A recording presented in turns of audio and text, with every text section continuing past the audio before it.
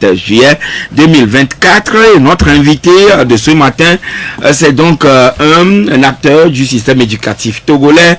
Alors, l'année scolaire 2023-2024 s'est achevée, on dirait, avec la proclamation des résultats du bac 2. C'était le samedi dernier. Une année sans débrayage des enseignants, sans aucun mouvement de protestation, à mettre à l'actif de qui?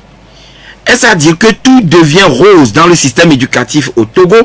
Ou bien tous les acteurs embouchent la même trompette que le gouvernement pour le bac de cette année? Sur les 70 671 candidats ayant composé toutes séries confondues, bien sûr, 32 876 ont été déclarés admis par les différents jurys à travers tout le pays. Et le taux de réussite enregistré est de 41,95% contre 79,43% en 2023 et 75,5% en 2022. Pourquoi ce taux si faible au bac 2 et au BEPC en cette année scolaire 2023-2024? Comment tout cela peut s'expliquer? Qu'est-ce qui n'a pas bien marché? Et pour en savoir davantage, sans omettre la session des malades, les candidatures libres aux examens nationaux, nous recevons pour vous le doyen de l'inspection générale de l'éducation, M. Éloi Komlan Nouos. Une fois, monsieur le doyen de l'inspection générale de l'éducation, bonjour. Bonjour. Non, de toutes les façons, il y a d'abord le titre inspecteur qui est acquis par formation et que nous gardons jusqu'à la tombe. Merci beaucoup pour la précision. Alors, je le disais tout à l'heure, l'année vient de s'achever. Est-ce que c'est vrai? Oui, l'année vient de s'achever avec les examens nationaux. Oui. Mais disons qu'il y a une petite partie qui reste, qui sera la session de remplacement qui permet à celles qui se sont retrouvés en difficulté de santé ou pour des raisons de cas de force majeure pour pouvoir conclure leur année. Donc, disons grosso modo, l'année est terminée ça. Donc vous avez dit session de remplacement. Oui. Et c'est ce que nous appelons session de... Voilà. Alors parlons un peu de cette session. Comment est-ce que cela s'organise? Ou bien quand est-ce qu'on parle de session de remplacement, bien de malade? Alors la session de remplacement, appelée dans l'ancien temps session des malades, comme ça le dit, bien, il arrive que juste avant le début des examens, qu'un apprenant tombe malade, se retrouve hospitalisé, il ne peut plus passer l'examen, ou bien c'est en plein examen que un candidat se retrouve en difficulté de santé. Et donc pour ça, lorsque vous justifiez cet état de choses par naturellement les papiers de l'hôpital, d'un médecin qui certifie que... alors on vous permet de passer ce que nous appelons la session de remplacement. D'autres l'appellent deuxième session, pour que à l'issue de l'année, vous ne soyez pas handicapé par cet examen auquel vous ne participez pas.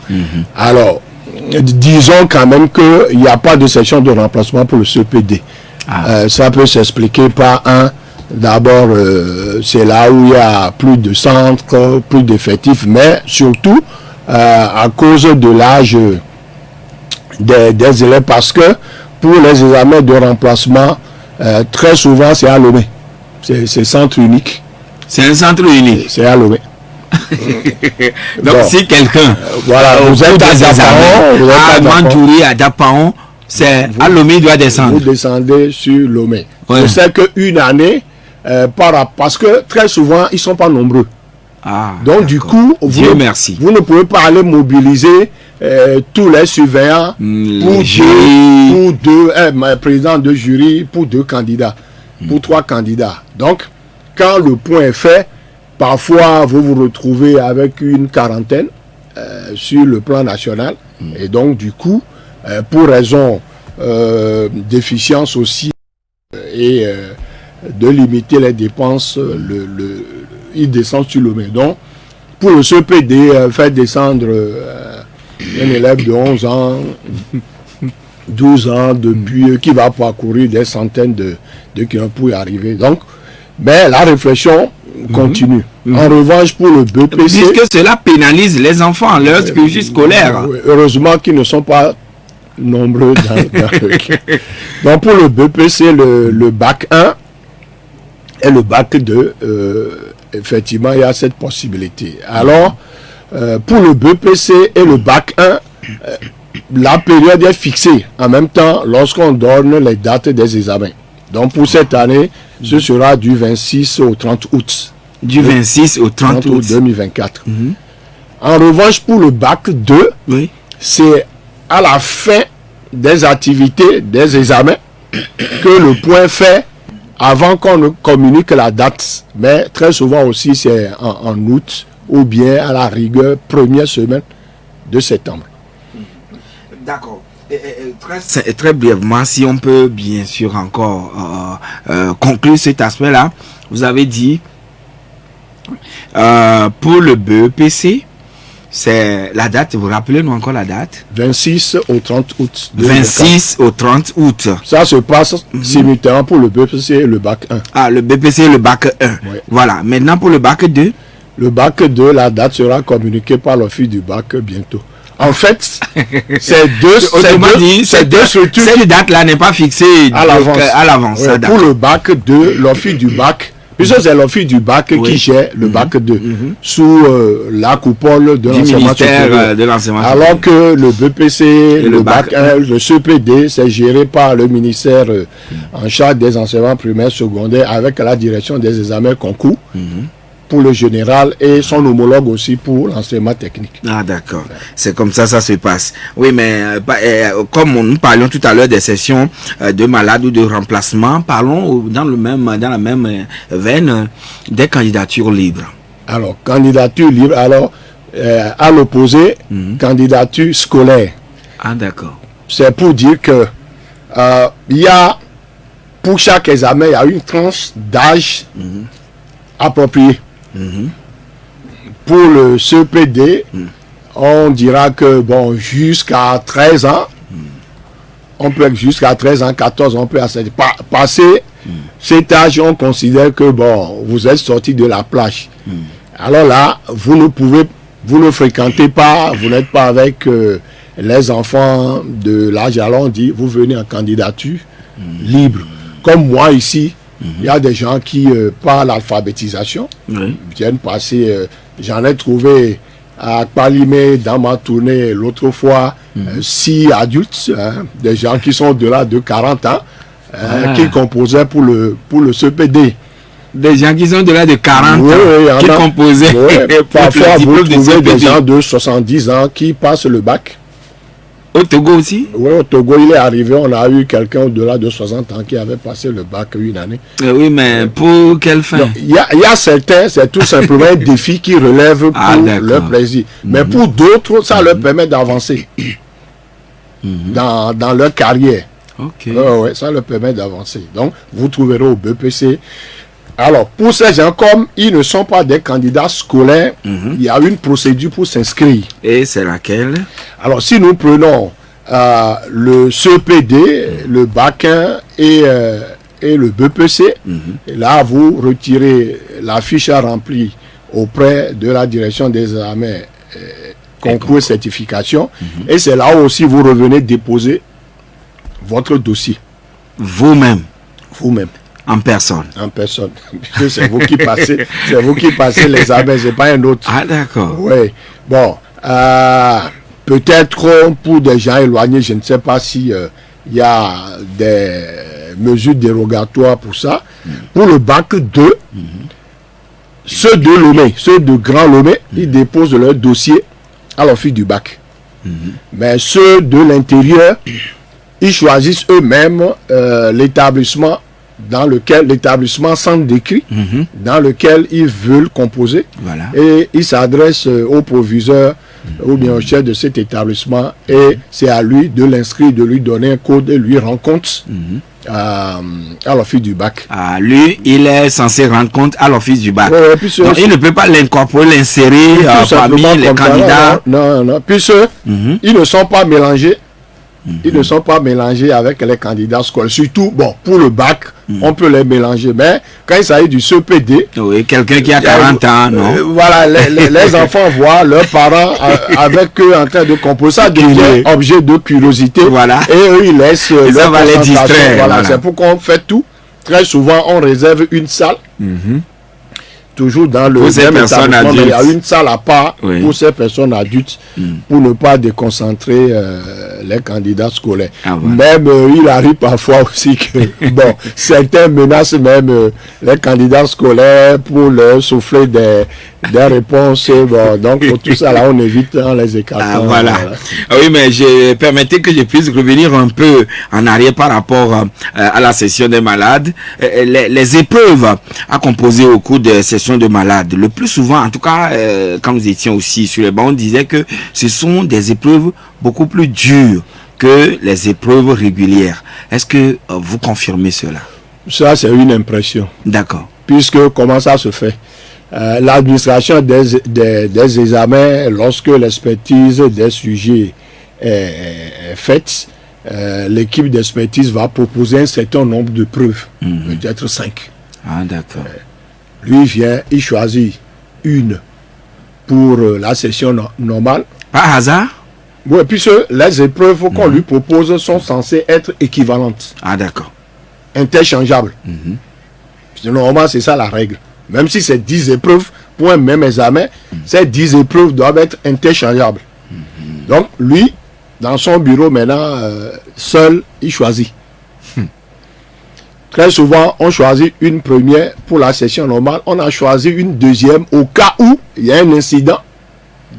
Parce que ça peut arriver. Fuite automatiquement, on a l'autre. Et il choisit aussi pour la session des malades. Donc, c'est des épreuves équivalentes. En fait, où se trouve la difficulté? Voilà. Vous êtes peut-être dans votre quartier seul. Les autres ont fini de passer leurs examens. Ils sont en vacances. Ils sont en train de jouer. Ils sont en train de faire autre chose. Toi, tu es obligé de continuer par te préparer. C'est souvent difficile. En apprenant. C'est souvent difficile. Donc, c'est ça qui fait que, avouons-le, quand il s'agit d'une session de remplacement, il faut être quelqu'un qui vraiment s'autodiscipline entièrement pour se concentrer là-dessus. C'est pourquoi c'est toujours le souhait, c'est toujours être mieux, fort mentalement. Voilà, c'est toujours mieux de passer la session normale, elle est normale que de passer la session de remplacement. Sinon, c'est pas que c'est difficile. C'est pas que c'est... Oui, mais les épreuves, aussitôt que le directeur des examens choisit les épreuves, est-ce que les corrigés sont juste à côté? Non, comment les choses se passent? Toute épreuve qui est proposée est accompagnée par un corrigé de l'enseignant qui propose. Parce qu'en fait, et ça aussi on ne le sait pas très souvent, en fait, pour proposer une épreuve, l'enseignant qui élabore cette épreuve lui-même doit s'asseoir et traiter cette épreuve comme un élève, de bout en bout, en regardant son chrono. Le temps qu'il met, c'est son double qu'il va donner pour la durée de l'épreuve. En fait, c'est ça la règle. Normal, l'idéal même, c'est 3 fois la durée que l'enseignant utilise pour traiter lui-même l'épreuve de bout en bout. Pas donner des idées. Lui-même à composer. Oui, c'est pas traiter diagonalement. En termes de rédaction de bout en bout. En faisant le brouillon, tout ça. C'est en ce moment que vous vous mettez à la place de l'élève. Et c'est en ce moment que vous allez voir que, attention, ici, cette question, elle est complexe. Il faut que je puisse encore la casser en... Donc, du coup, quand l'expertise aussi est faite, les épreuves qui sont proposées, il y a les corrigés. Mais, quand une épreuve est sélectionnée et administrée, il y a maintenant le corrigé type que nous rendons même national, qui est élaboré par sous la coordination du directeur d'enseignement. Voilà. Sur cette épreuve-là, on laisse carrément le corrigé type proposé par l'enseignant qui a proposé l'épreuve. On propose ça. Ce corrigé type va être encore discuté dans les commissions de correction, puisque c'est à différents endroits qu'on corrige. Les gens vont faire des amendements encore éventuels. tel va dire non, bon, moi je pense que autrement dit, nul la science. Voilà. Les points tels que c'est distribué, moi je pense que ici il vaut mieux. Donc on fait cette discussion et les propositions qui sont pertinentes sont prises en compte et on sort maintenant le corrigatif stabilisé national. Et c'est avec ça maintenant qu'on démarre la correction. Donc tout ça là, ça se fait juste après les examens ou bien dès lors que l'épreuve a été proposée et on a choisi également le corrigatif. Non, c'est après la passation de l'épreuve. Ah d'accord. L'épreuve, par exemple, c'est mathématiques. Ce matin, c'est mathématiques. Ça prend fin, ça dépend des niveaux. Ça prend fin à 10h ou bien à 11h. À partir de 14h, on peut demander à une inspection de proposer le corrigatif. Après, ce corrigatif va être envoyé sur les centres d'examen et qui va être discuté le jour où les correcteurs vont venir se réunir dans le centre. Quels sont les garde-fous que vous prenez pour qu'il n'y ait pas de fuite par rapport aux épreuves et aux corrigés que peut-être l'enseignant qui aurait fait la proposition pour qu'il n'y ait pas de fuite? Non, ça c'est le job des administrateurs d'examen. À ne pas dévoiler. Donc eux, ils doivent prendre, ils prennent toutes les mesures. Exemple, je fais la proposition alors que mon enfant va passer cette mesures, par exemple. Une des mesures, c'est quoi? C'est l'administrateur de l'examen qui tire lui seul toutes les copies des épreuves. Ah. Ouais. Comment se fait le choix alors de l'enseignant qui doit proposer? Non, pour le choix, là, on envoie, bon, d'abord, on dit les enseignants chevronnés, on envoie les enveloppes. Par exemple, on peut demander 20 propositions de sujets. C'est ça que lui reçoit. Ensuite, lui va mettre un groupe d'expertise. En place. Des 20 propositions là, il peut dire au groupe, sortez-moi 5 épreuves calibrées. Parce que l'enseignant aussi propose par rapport à ses élèves. Ah oui. Par rapport à ce qui s'est fait. Donc, il y a l'expertise qui est piloté par un inspecteur ou bien par des inspecteurs avec des enseignants chevronnés. C'est eux qui vont proposer maintenant 5 ou bien plus que ça d'épreuves à l'administrateur. Donc, lui, quand vous faites votre proposition, la chance n'est pas de votre côté que cela soit c'est pas automatiquement choisi. Même il peut arriver, quand les programmes ne sont pas changés, il peut arriver que l'administrateur laisse les propositions de cette année et choisisse une épreuve proposée d'une année antérieure. Puisque, comme on le dit, quand les programmes sont ça, ils ne changent pas. Toute épreuve traverse le temps. L'épreuve de l'année passée peut être administrée cette année, puisqu'on n'a pas changé de programme, on n'a pas changé d'approche. Et c'est comme ça se passe. Donc, eux, ils ont leurs mesures pour éviter les fuites et tout ça. Alors, cette année, comment elle s'est déroulée, cette année scolaire 2023-2024? Vous vous posez la question, bon, qu'est-ce que c'est la raison et tout ça.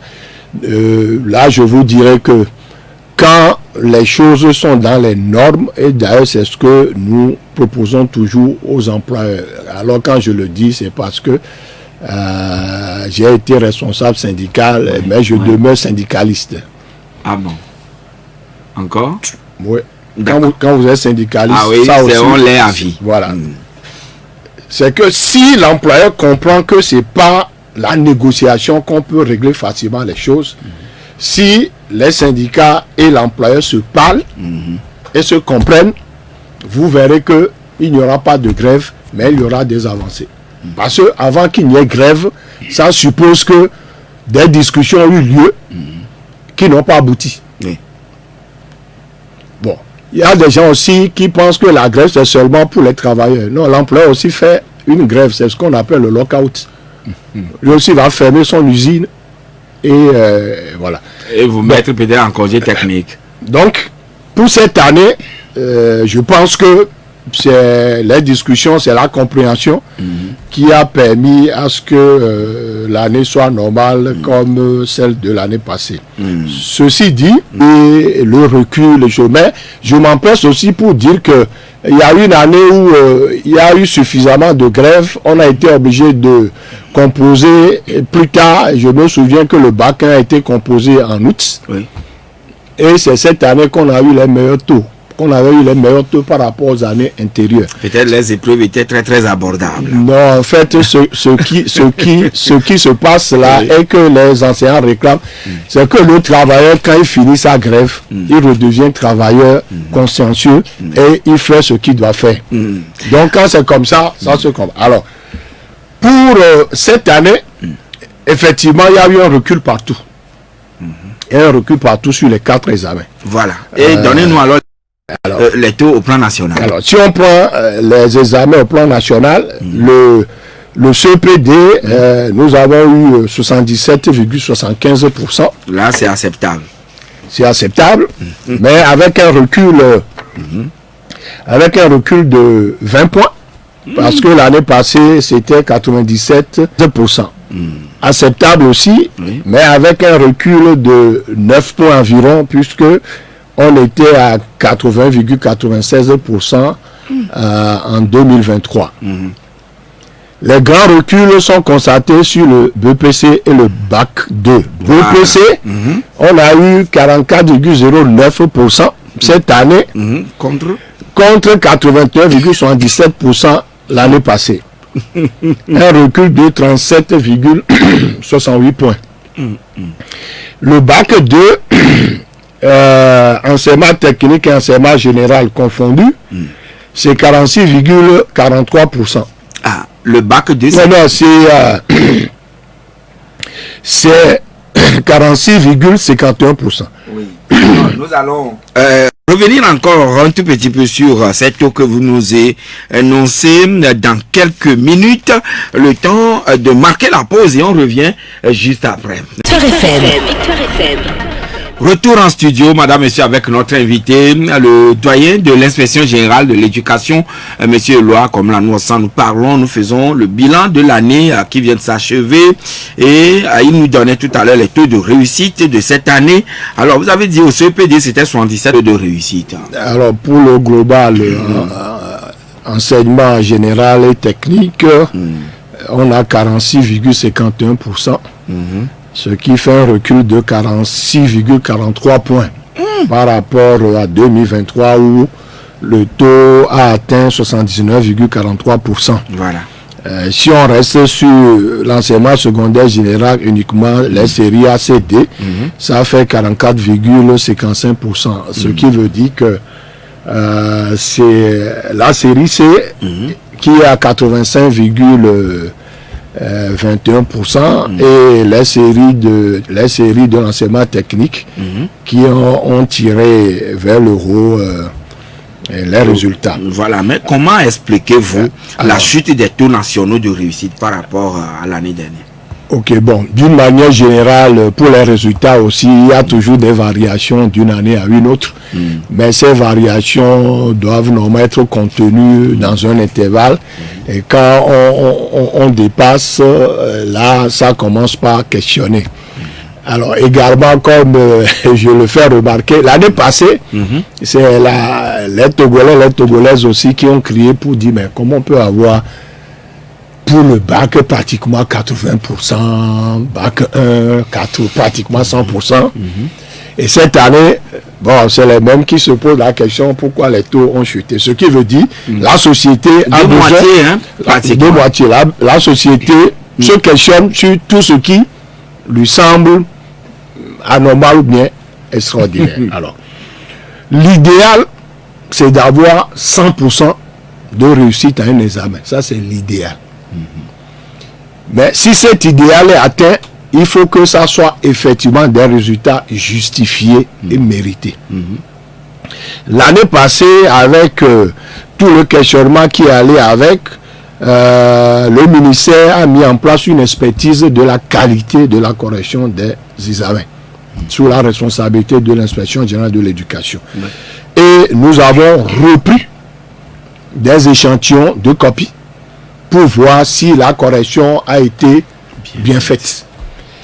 Et là, nous reconnaissons qu'on a trouvé des insuffisances et des manquements. Et Autrement dit, des notes ont été données de manière fallacieuse ou bien... Il y a eu, à des endroits, il y a eu des choses qui n'étaient pas à l'endroit, on peut le dire, la complaisance. Et donc, le ministère a pris des mesures.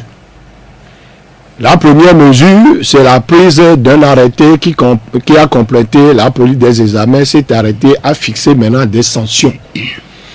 Quand vous commettez des fautes dans votre activité de correction, de surveillance, de secrétariat, vous êtes sanctionné. Ce qui n'existait pas avant. Par exemple, un surveillant qui est surpris en train d'aider les candidats, on le sanctionne. Un supérieur qui donne des instructions pour dire par exemple vous ne donnez pas moins que, il va être sanctionné.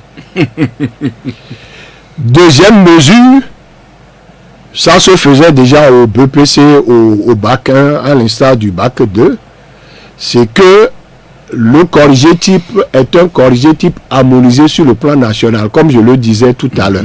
Parce que avant, par exemple, au CPD, c'est chaque inspection qui est un centre de correction.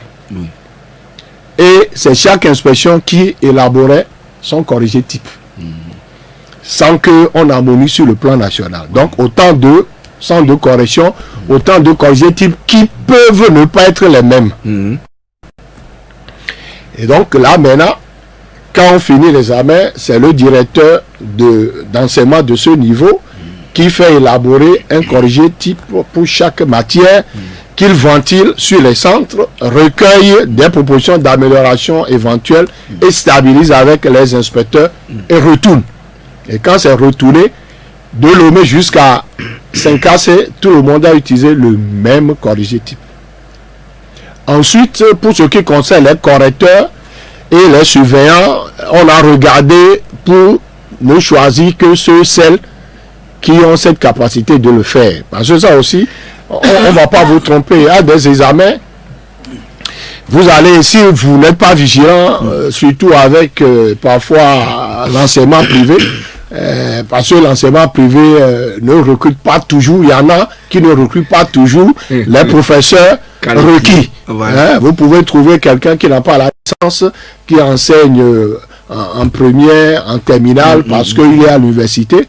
Normalement, il ne doit pas venir corriger le bac 2, il ne doit pas corriger le bac 1. Donc, cette année, il y a eu cette vigilance.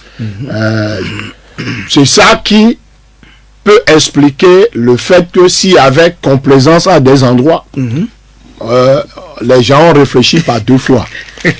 Mais est-ce que c'est ça dû, voilà, pour ne pas dire juste dans la correction? Non, pas dû. On n'est jamais dû dans la correction. On est équitable dans la correction. On est objectif dans la correction. Personne ne vient à la correction pour saquer les candidats. Personne ne doit venir à la correction pour être papa bonheur ou favoriser, pour favoriser les candidats. Si vous restez collé au corrigé type, c'est fini. Vous corrigez dans l'objectivité. Le corrigé type dit, si vous trouvez jusqu'ici, voilà ce qu'il faut donner. Jusque-là, voilà ce qu'il faut donner. Donc, vous vous conformez à ça. Si vous tombez sur une situation non prévue, vous soumettez ça au groupe, vous en discutez. Et si c'est une situation nouvelle, non seulement vous allez proposer la façon de la traiter, vous remontez l'information aussi au directeur d'enseignement pour que lui, il répercute cette information sur tous les centres. Ça dit la correction de les Donc, c'est pas les gens pensent que c'est regarder. Même si vous êtes confronté à une situation qui vous paraît extraordinaire là, vous devez remonter l'information. Si vous ne remontez pas et que cette même situation est rencontrée ailleurs, du moment où c'était pas traité dans le corrigé type, alors vous risquez de corriger différemment. D'accord. Maintenant, au regard de tout ce que vous venez de dire, mais nous sommes dans l'approche par compétence. Ouais. APC, je crois. Ouais. Alors, la dernière fois, quand vous étiez avec nous, vous aviez dit qu'au BPC, en tout cas, que le BPC de cette année va nous démontrer que le BPC est en bonne marche. Mais c'est le contraire, c'est au contraire nous avons assisté. Non, en fait, corrigeons bien. Le premier BPC, on est au 3e BPC en APC. Oui. Le premier BPC qu'on a passé en APC, c'était 2022. Vous pouvez aller voir le taux. Le taux était le double. Le BPC de l'année passée, c'est ça, c'est toujours en APC. On est allé à 97,98%. Voilà. Donc du coup, c'est pas l'approche par compétence qui explique la chute au niveau du BPC de non, cette année. Non, ce sont les mesures draconiennes qui ont été prises. C'est pas des mesures draconiennes, c'est les bonnes mesures. Les bonnes mesures. Oui. Ça, c'est pour garantir la crédibilité de la correction. Maintenant, à côté de ça, il y a nos élèves. Et ça aussi, il faut le dire. Lorsque nous circulons et vous donnez des conseils pour les amener à travailler, mais pratiquement, on vous sourit en vous disant que de toutes les façons, nous sommes sûrs de réussir à l'issue de l'examen. Mais quand toute une classe apprendre suffisamment les dernières semaines. Non, peut-être on comptait sur que bon, ben, comme ça se passait, peut-être même si on se prépare pas bien, on va réussir. Donc, il y a cet élément. Mais sachant que toute évaluation questionne beaucoup d'acteurs. Ça questionne le comportement des élèves, c'est ce qu'on vient de dire. Ça questionne le travail que les enseignants ont fait. On va encore se pencher aussi là-dessus. Ça questionne le système même, le ministère, tout ce qui est mis en place. On questionne tout ça. Parce que c'est pas seulement les élèves qui sont évalués. Quand on évalue vos élèves, toi enseignant, tu es en même temps évalué. Oui. Si ça n'a pas marché, tu dois te remettre en cours pour savoir. Donc, ce travail aussi va être fait pour voir au-delà de ce que nous disons, les élèves qui davantage ne se donnent pas beaucoup. Même les établissements aussi sont concernés. Si votre établissement a enregistré un bon taux de réussite, c'est à votre actif. Que vous avez des enseignants qualifiés. Voilà, c'est à votre actif. Donc ça aussi, on va poursuivre pour voir qu'est-ce qui encore s'ajoute à tout ça pour que le taux soit à ce niveau. Contrairement réduit de moitié par rapport à l'année dernière. Pour le bac, il y a aussi de nouvelles mesures instituées. Et ceci pour aller vers l'harmonisation du baccalauréat. Je pense qu'on va en parler bientôt. Avant, au bac 2, le sport était facultatif. À partir de cette année, le sport est obligatoire, coefficient 1. Comme au bac 1. Oui. C'est ce qui se faisait au bac 1. Et le ministre avait dit, en tout cas, un arrêté était sorti que les points à obtenir ne devraient pas être. Et maintenant, pour les épreuves facultatives, les points qu'on obtient en bonus sont limités à 4 sur l'ensemble. Ce qui fait moins que ce qui se faisait avant. Voilà. Ça aussi, ça peut être un élément qui explique un recul parce que naturellement, il faut aussi le reconnaître. Mais finalement, ne voyez-vous pas que vous pénalisez l'apprenant? Non, on ne pénalise pas. On est en train de faire les choses toujours de mieux en mieux. Parce que qu'est-ce qui se passe? Mais vous savez, voir toute la chaîne, les dépenses colossales. On est engagé par les parents. En fait, si on évolue bien et qu'on arrive à diversifier les séries, quand vous vous mettez dans une série, vous devez réussir avec les matières fondamentales. Au moins en principe. C'est-à-dire vous êtes en série C. En principe, si les choses sont bien faites et chacun est dans la série qui lui convient. Et vous avez bien appris les leçons. C'est avec vos matières fondamentales. C'est pas avec les matières secondaires. Les mathématiques, les physiques, etc. C'est pas avec les matières secondaires. Par exemple, vous êtes en série C. C'est pas parce que vous allez 18 en histoire, géographie, 15 en anglais, et maintenant venir avoir 7 en maths. Si c'est pas ça. Là, vous n'êtes pas dans votre série. Mais, comme c'est une moyenne que nous faisons... Donc, c'est une manière pour vous aussi de jauger et de savoir si les enfants sont dans les bonnes séries. Voilà. Donc, si il y a trop de points aussi pour les épreuves facultatives, à un moment donné, on contamine les informations sur la qualification du candidat. D'accord. Bon, mais au-delà de tout ça, comme je le dis, bon, on invitera tout simplement. Je pense que l'année prochaine, chaque acteur va prendre la mesure des choses et faire son job correctement, que ce soit les élèves, les et également les autorités ministérielles. Voilà, 92 02 80 63 avec la complicité d'Haïti Vincent, nous allons devoir les enregistrer, les recevoir en direct. Auditeur en ligne avec nous, bonjour. Bonjour. Oui, c'est monsieur. Oui, c'est Pelé. Appelé, vous avez une question? Bon, la question, c'est le chèque. Si on voit l'année passée par rapport à l'année, cette année-là, tout à l'heure, notre invité parle de que l'État va prendre les mesures. On sait que les mesures prises par l'État n'est jamais abouti. Bon, comment vous allez voir par rapport les privés et l'officiel, c'est-à-dire les privés démêlent et les officiels échouent. Quelles sont les conséquences? Qu'est-ce que vous allez voir par rapport à des classes petites? Bien noté, monsieur Pelé. Et nous allons recevoir un autre intervenant qui est également en direct avec nous. Allô? Allô? Oui, monsieur Niamavo. Niamavo, oui. D'accord, nous vous écoutons. Je voudrais demander à monsieur l'inspecteur de nous rappeler après les pourcentages. Mais il y a aussi un phénomène cette année, la politique. On a constaté l'absence de beaucoup d'enseignants sur le terrain. Après les élections qui sont revenues auprès de leurs élèves, on sait ce qu'on dit. Et on sait de quel côté ces enseignants-là sont. Les autres apolitiques, c'est-à-dire qu'on a affaibli de ne pas réfléchir, ils sont avec les enfants, mais ça ne suffit pas.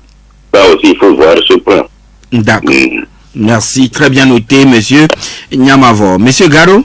Oui, bonjour, Jacques. Bonjour. Bonjour à notre invité. Bonjour, monsieur. Oui, moi, je voudrais que vous m'expliquiez d'où vient l'échec de nos enfants. D'où vient l'échec. Merci, bonne journée. Vous nous suiviez? À peu près, oui. D'accord, merci. Alors, on va commencer par... cette année, c'est un échec par rapport aux années passées, mais il a fondamentalement insisté, monsieur Pelé, bien sûr, sur comment expliquez-vous le fait que les privés tendent à émerger alors que les officiels sont en deçà au niveau des résultats ou des classements. Bon, là aussi, il faut relativiser. C'est vrai que quand on est dans le privé, l'effectif est réduit. Et c'est vrai aussi que quand l'effectif des apprenants est réduit, acceptable, l'encadrement individualisé, on parle de pédagogie différenciée, c'est-à-dire l'enseignant doit pouvoir s'intéresser à chacun des élèves en l'accompagnant par rapport à ses besoins. C'est vrai que si vous avez une taille... Un accompagnement minutieux. Oui, vous avez une taille moyenne, vous avez peut-être 30 élèves dans la classe pour un enseignant. L'encadrement est mieux réalisé que quand l'enseignant se retrouve avec 80. Un effectif pléthorique. Ça c'est vrai. Mais est-ce que vous pensez aux effectifs pléthoriques dans les officiels? Non, dans les officiels, par endroit, les effectifs sont élevés. Bon, là aussi, il y a une compréhension qu'il faut faire. Par exemple, vous prenez l'enseignement primaire. Oui.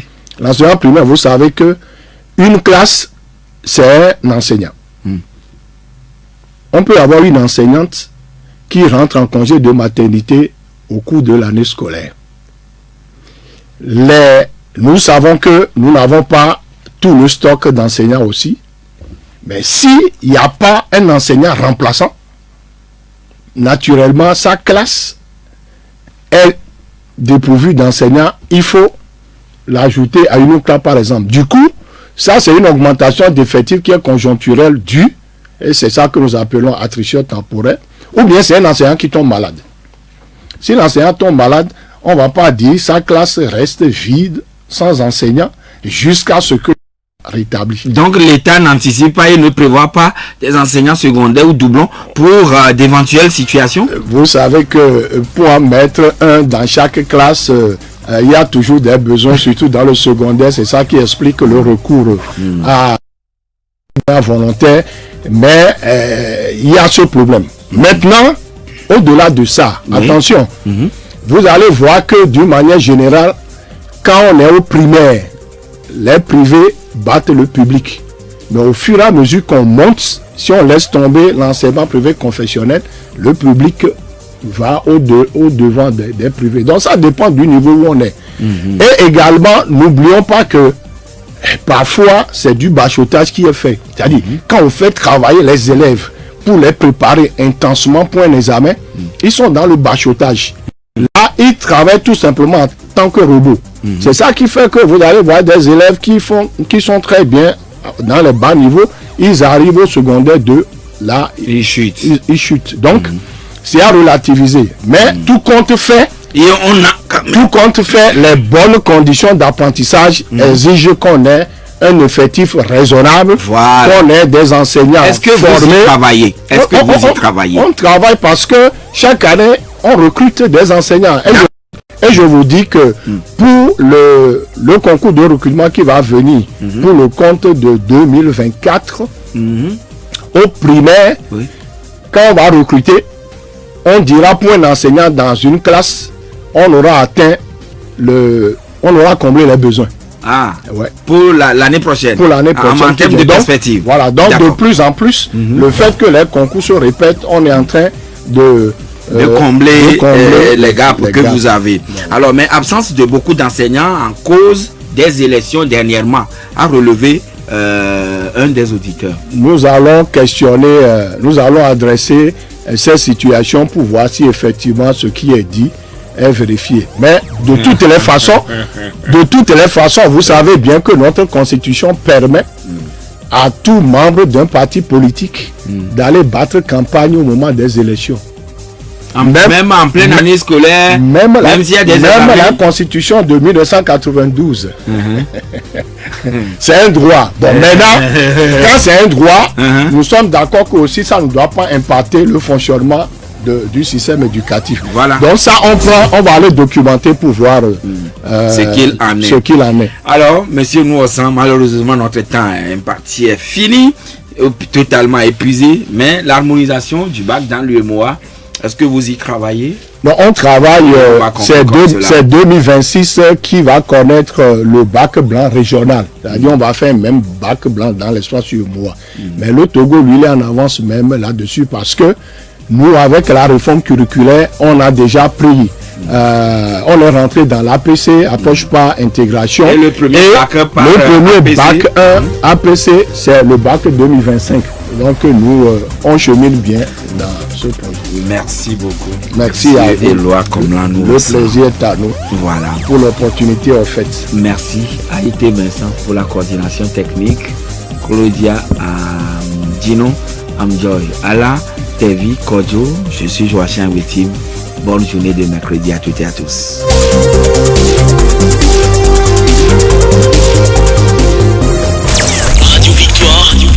Radio Victoire, pour votre plaisir tous les jours. Votre plaisir tous les jours.